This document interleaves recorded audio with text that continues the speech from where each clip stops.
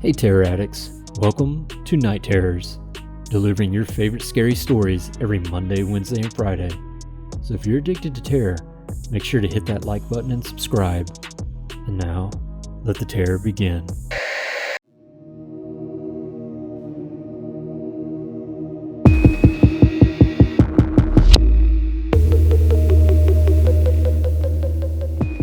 Off the side of the rock, landing awkwardly and sending pain shooting down to my ankle. I almost cursed aloud but bit down on my lip and shouted silently in my head. Luckily it wasn't twisted, just achy, and I was able to walk on it without any problem. The last thing I needed now was a broken foot. My thoughts were so preoccupied with the sudden pain that I'd forgotten I was now right next to the cadaver. My leg bumped against it, and I spun the gun around ready and almost firing it off into the rocks. I quickly berated myself for being so trigger itchy and then looked down. Relief and repulsion flooded through me. From this close I could see that it wasn't Jess. It wasn't even human.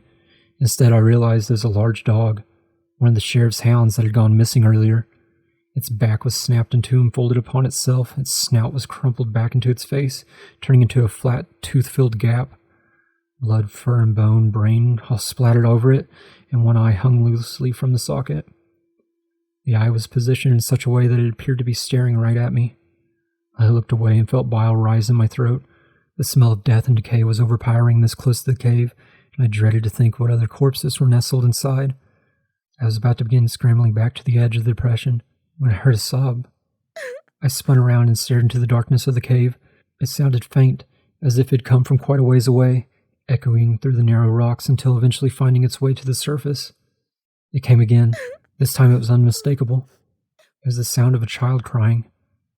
The first thoughts that rushed in my head were of joy. She was alive. It must be Jess, hidden away deep in this creature's lair, and as soon as the thought came, I realized, with a fear unlike any other I'd ever thought possible to feel, that I'd have to go into the cave and get her. I didn't have a choice. I just couldn't turn back now. I may as well shoot myself with the gun I held, shaking my hand, than live with the guilt.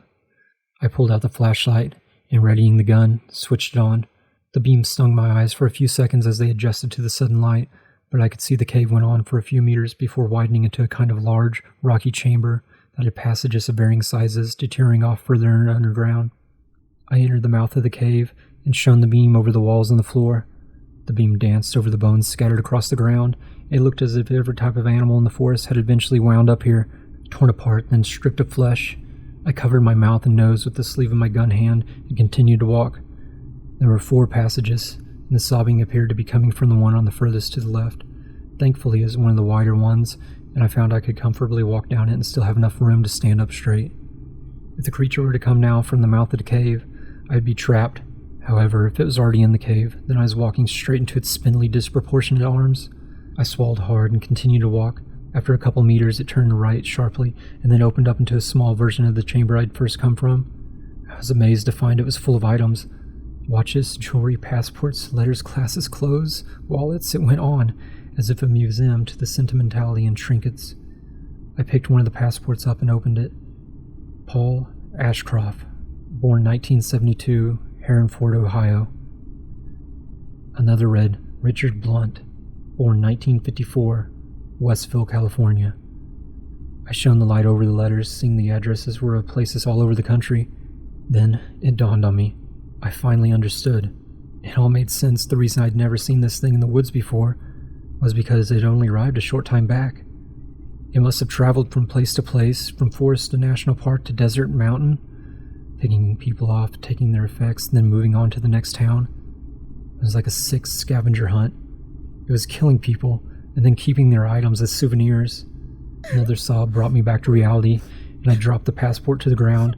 I hurriedly walked back to the chamber I now called the museum, and found another short passage, and then a medium-sized cavern. Inside was Jess sitting on the floor crying. She looked up when my light shone over her and covered her eyes. Please let me go. She burst out into fresh sobs, tears streaming down her pale cheeks. I stood paralyzed for a second. I was so intent on finding her that now I didn't know quite what to do. I decided the best thing was to let her know it was me before deciding anything. I shone the light upwards, illuminating my face. Jess stopped sobbing and stared. Jess, I've come here to rescue you. We don't have much time. We need to go now before the thing comes back and finds me here. I whispered, kneeling beside her. She did nothing for a few moments, then threw her arms around me and her body shaking. I thought I was going to die down here. I thought it was going to eat me, like it ate all the rest. She trailed off, unable to get her words out through tears. I squeezed her back for a moment, and then went to lift her. The sound of metal clinging against rock reverberated throughout the cave. I shone the light down and my heart sunk. She was chained to a heavy metal ring pin that had been nailed deep inside the rock next to her. I couldn't escape, she sniffed. I tried to pull it out, but it's no use. I stood for a second, defeat washing over me. I could go get help and come back and... No! She squeaked. Please don't leave me here. Panic spread across her face, as it was all I could do to promise not to leave. I thought for a few moments, and then realizing my only option, I took her chin and looked into her eyes. Jess, I have a gun. I'm going to have to shoot the chain to set you free. It's going to be very loud and noise will probably attract a thing here. She said nothing, just looked at me. As soon as it's broken, we're going to have to run for the cave entrance and back through the woods. She looked thoughtful for a moment herself, and then took my chin and kissed me, and then nodded. I blushed. Sitting below the ground in a monster cave, I was blushing. I almost laughed. I forced the emotion down and smiled before taking my gun and aiming it at the chain. Cover your eyes. I'll do it on 3, okay? 1, 2...